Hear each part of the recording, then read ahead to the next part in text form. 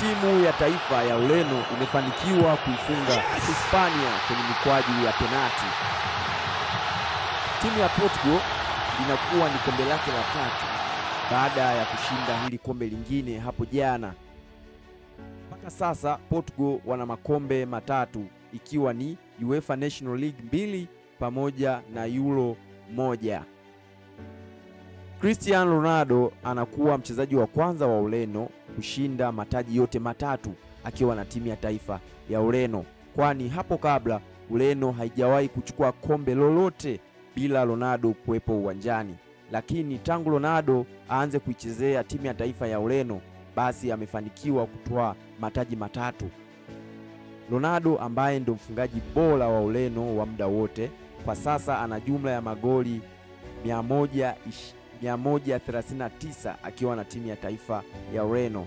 Lakini pia huyu ndio mfungaji wa dunia wa muda wote. Cristiano Ronaldo ambaye amesaidia Ureno kubeba kombe la Euro, kwa sasa ndio top scorer wa michuano ya UEFA National League akiwa na magoli 9. Hakuna mchezaji ambaye anasogelea kwenye hayo magoli. Mchezaji wa pili ana jumla ya magoli 5 huku Ronaldo akiwa na magoli 9. Cristiano Ronaldo anakuwa ndo mchezaji mkubwa zaidi wa Ureno kushiriki kwenye mechi nyingi. Ronaldo ambaye ameitumikia Ureno kwa miaka 29 jumla, alianza kucheza tangu akiwa bwana mdogo akiwa na miaka 17. Kwa sasa Cristiano Ronaldo ndo legend wa Ureno, lakini pia ndo mchezaji ambaye amehusika kwenye magoli mengi akiwa na timu ya taifa ya Ureno.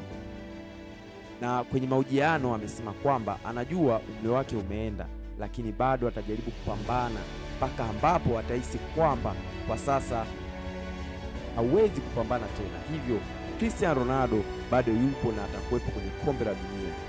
Hongereni Portugal, hongereni Ureno. Mimi naitwa Ibra na hii ni Big Safari TV. Usisahau kusubscribe, like na comment.